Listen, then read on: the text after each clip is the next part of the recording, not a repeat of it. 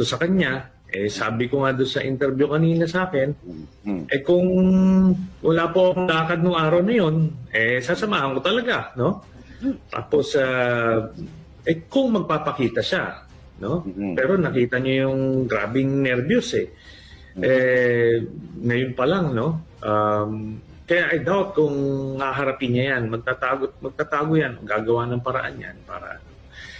At ito kasi, ang problema dito sa ganong eksena, kung halos nagmamakaawa siya, halos grabing takot niya, pero kung maalala ninyo, nung siya ay PNP chief, di ba? Kung ano-ano ang kasigaan ang sinasabi niyan, talagang naghahari-harian sila. No? Ganun siya sagot ko kayo. Parang, sagot, pag nanlaban, barilin nyo.